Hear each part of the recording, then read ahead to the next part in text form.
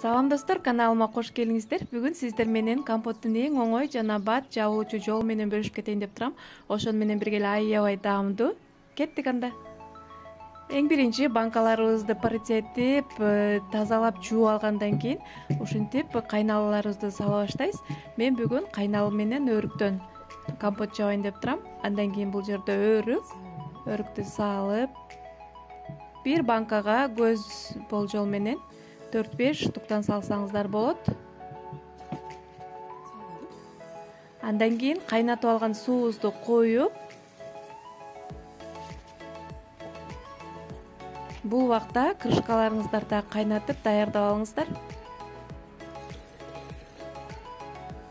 Толтура куябыз дагы.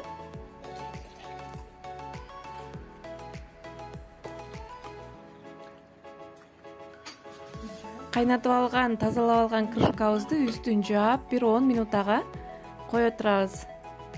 10-15 минутка койсоңуздар болот. Мынакей 15 минута өттү. Андан кийин суусун куюп алабыз кастрюлябызга.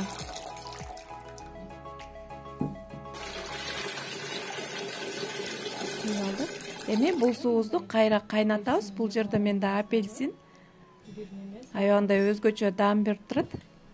Бирден дана, бирден кесим салып, кайнатып алган суубузду кайра эле куябыз.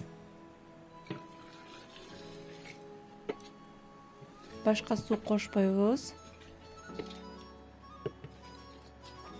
Бул экинчи жолкусу. Үстүн кайрадан жаап, дагы 10 минутта кое турабыз.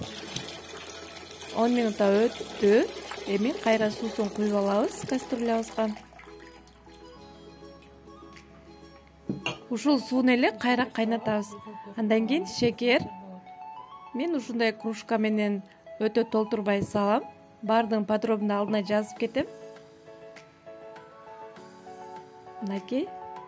Эми кайнап чыккан суубузду кайра ушинтип куюп, толтуруп, үстүн жаап, ушундай кылып жаба баштайбыз. Мынакей даяр. Даяр болду. Бир сыйра текшерип, андан кийин түбүндө шекерлер эриш үчүн ушундай кылып нары бери дөңгөлөтүп койсоңуздар, алдында шекерлер катып калбай толук эрийт. Же болбосо ушундай кылып астын үстүн кылып көмтөрүп коюңуздар. Мынакей ушундай сонун аябагандай даамдуу бат эле даяр болуп калды. Сиздер дагы кышкыга даярдык көрүп жапсаңыздар болот. Видеонун аягына чейин көргөнүңүздөргө чоң рахмат. Аман болуңуздар.